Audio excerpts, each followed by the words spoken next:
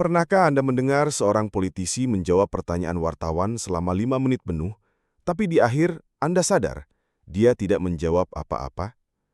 Atau mungkin Anda membaca sebuah siaran pers resmi yang penuh dengan kata-kata seperti optimalisasi, sinergitas, implementasi berkelanjutan, dan kepala Anda langsung pusing mencoba mengartikannya. Anda tidak sendirian. Dan ini bukan kebetulan. Ini adalah sebuah desain. Jauh sebelum era internet, clickbait, dan buzzer politik, seorang pria bernama George Orwell sudah melihat pola ini. Ya, Orwell yang itu, penulis novel legendaris 1984 dan Animal Farm. Tapi salah satu karyanya yang paling tajam dan mungkin paling relevan untuk kita hari ini bukanlah sebuah novel, melainkan esai pendek yang ditulis pada tahun 1946, Politics and the English Language. Orwell pada dasarnya adalah seorang dokter bahasa, dan dalam esai ini, ia memberikan diagnosis yang brutal. Bahasa Inggris, dan bisa kita perluas ke bahasa lainnya, termasuk bahasa Indonesia, sedang sakit parah. Dan penyakit ini, menurutnya berasal dari politik. Ia berargumen bahwa ada hubungan yang sangat erat antara bahasa yang busuk, pikiran yang malas, dan politik yang korup. Ini adalah sebuah siklus setan. Pikiran yang tidak jernih menghasilkan bahasa yang berantakan, dan bahasa yang berantakan mempermudah kita untuk memiliki pikiran yang berbahaya. Kita akan melakukan bedah total terhadap esai jenius ini. Kita akan melihat 4 gejala penyakit bahasa yang diidentifikasi Orwell, yang akan sangat familiar di telinga kita. Kita akan membongkar tujuan tersembunyi di balik penggunaan bahasa yang ruwet. Dan yang paling penting, kita akan membekali diri kita dengan 6 resep jitu dari Orwell untuk melawan manipulasi lewat kata-kata. Ini bukan sekedar pelajaran bahasa. Ini adalah pelajaran bertahan hidup di era informasi yang penuh kebohongan. Mari kita mulai. Orwell memulai dengan mengatakan bahwa masalahnya bukan pada orang biasa yang mencoba menulis dengan baik. Masalahnya ada pada pamflet politik, artikel editorial, dan tulisan-tulisan akademis yang ditulis oleh orang-orang yang seharusnya tahu lebih baik. Ia mengidentifikasi 4 gejala utama. Mari kita bedah satu persatu. Gejala pertama, metafora sekarat, atau dying metaphors. Kedengarannya puitis ya, tapi maksud Orwell sangat sederhana. Ini adalah kiasan atau perumpamaan yang sudah dipakai jutaan kali sampai kehilangan semua kekuatannya. Ibaratnya sebuah gambar yang dulunya tajam, sekarang sudah pudar dan buram. Orang-orang menggunakannya bukan untuk menciptakan citra visual di kepala pembaca, tapi sebagai jalan pintas untuk tidak perlu berpikir. Contoh klasik dari Orwell, toe the line, mengikuti aturan, write roughshod over, mengabaikan. Sekarang coba kita pikirkan versi Indonesianya. Kita mendengarnya setiap hari di berita. Menjadi ujung tombak kebijakan. Apa kita benar-benar membayangkan sebuah tombak? Partai itu menjadi kuda hitam dalam pemilu. Isu ini menjadi bola liar yang sulit dikendalikan. Kita perlu membuat peta jalan atau roadmap yang jelas. Frasa-frasa ini tidak salah, tapi sudah menjadi klise. Mereka digunakan secara otomatis, tanpa kesadaran, dan hasilnya adalah tulisan yang malas dan tidak bernyawa. Gejala kedua, operator atau anggota badan palsu. Operators or verbal false limbs. Ini adalah favorit para birokrat dan manajer korporat. Intinya adalah membuat kalimat jadi gembrot tanpa menambah gizi. Ini adalah seni mengatakan sesuatu yang simple dengan cara yang paling rumit. Caranya gimana? Dengan mengganti kata kerja yang kuat dan tunggal dengan frasa yang panjang dan pasif. Contohnya, alih-alih bilang, saya pikir, mereka bilang, saya memiliki pemikiran bahwa.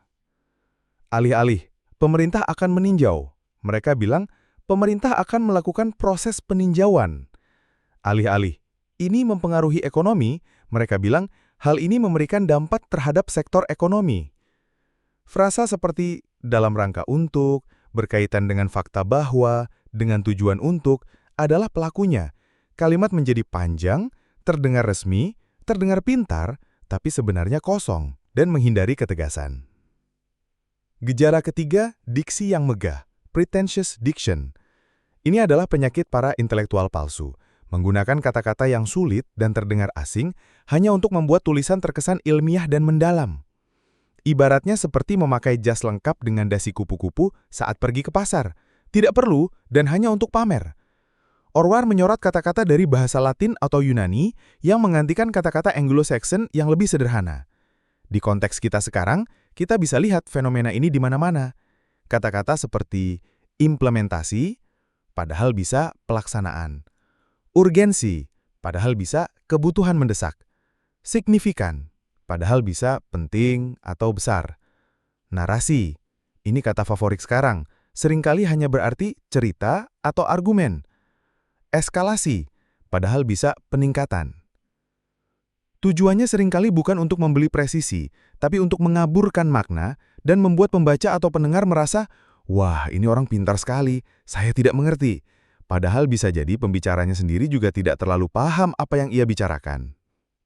Nah, kata-kata ini, kata Orwell, seringkali digunakan dengan niat untuk menipu. Gejala keempat, kata-kata tanpa makna. Ini yang paling berbahaya dalam politik. Ini adalah kata-kata yang sudah disalahgunakan begitu seringnya, sampai-sampai maknanya menjadi seperti karet. Bisa ditarik kemana saja. Orwell mencontohkan kata demokrasi.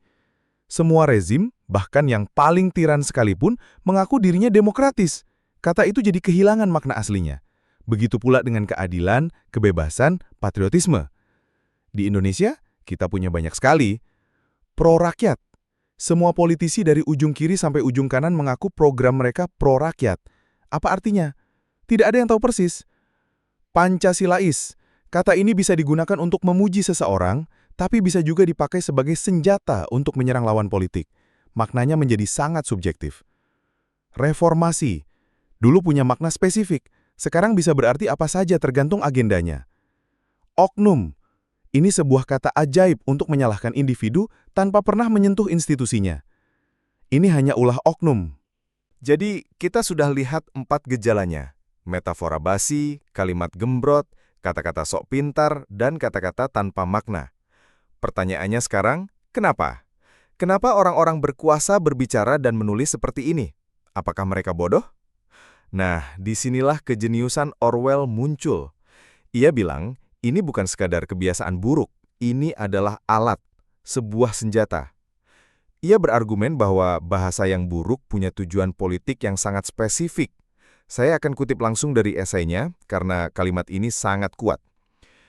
In our time, political speech and writing are largely the defense of the undefensible. Di zaman kita, pidato dan tulisan politik sebagian besar adalah pembelaan terhadap hal-hal yang tidak dapat dibela. Pikirkan sejenak, bagaimana cara Anda membela kebijakan yang merugikan rakyat? Bagaimana cara Anda menjustifikasi perang yang brutal atau penggusuran paksa? Anda tidak bisa menjelaskannya dengan bahasa yang sederhana, jujur, dan gamblang. Karena jika Anda melakukannya, kengeriannya akan langsung terlihat. Jadi, Anda butuh bahasa yang abstrak, yang berbelit-belit, yang penuh dengan eufemisme atau penghalusan kata. Anda butuh bahasa yang bisa mengaburkan realitas. Orwell memberikan contoh-contoh dari zamannya. Sebuah desa tak berdaya dibom dari udara. Penduduknya diusir ke pedesaan, ternaknya ditembaki, dan gubuknya dibakar. Ini disebut pasifikasi. Jutaan petani dirampok tanahnya, dan dipaksa berjalan entah kemana dengan membawa apa yang bisa mereka bawa. Ini disebut pemindahan populasi. Apakah ini terdengar familiar? Tentu saja. Kita melihatnya setiap saat. Harga BBM, listrik, atau bahan pokok naik disebut penyesuaian harga atau rasionalisasi subsidi. Penggusuran paksa warga dari rumahnya disebut penertiban aset negara. Warga sipil yang tak bersalah tewas dalam sebuah serangan militer disebut collateral damage atau kerusakan ikutan. Bahasa ini berfungsi seperti lapisan kabut tebal yang menutupi pemandangan mengerikan di baliknya. Ia dirancang untuk mematikan rasa, untuk membuat kebohongan terdengar jujur dan pembunuhan terlihat terhormat. Dan siklusnya terus berlanjut. Semakin sering kita mendengar dan menggunakan bahasa yang tidak jujur ini, semakin rusak pula kemampuan kita untuk berpikir kritis. Kita jadi terbiasa dengan ketidakjelasan. Kita mulai menerima kebohongan sebagai sesuatu yang normal. Itulah bahaya yang sesungguhnya. Setelah memberikan diagnosis yang suram, Orwell tidak meninggalkan kita tanpa harapan. Dia tidak hanya mengkritik, dia memberikan solusi. Resep praktis yang bisa digunakan siapa saja untuk mulai menyembuhkan bahasa mereka sendiri dan sebagai hasilnya menjernihkan pikiran mereka. Ini adalah 6 aturan emas dari George Orwell. Anggap ini sebagai senjata Anda. Aturan pertama, jangan pernah gunakan metafora, simile, atau kiasan lain yang sudah biasa Anda lihat di media cetak. Ini adalah serangan langsung terhadap metafora sekarat. Jika sebuah frasa kiasan sudah muncul otomatis di otak Anda, kemungkinan besar itu adalah klise. Berhentilah sejenak, coba ciptakan gambaran Anda sendiri, atau lebih baik lagi, katakan saja secara langsung tanpa kiasan. Aturan kedua, jangan gunakan kata panjang jika ada kata pendek yang bisa menggantikannya. Sederhana dan brilian.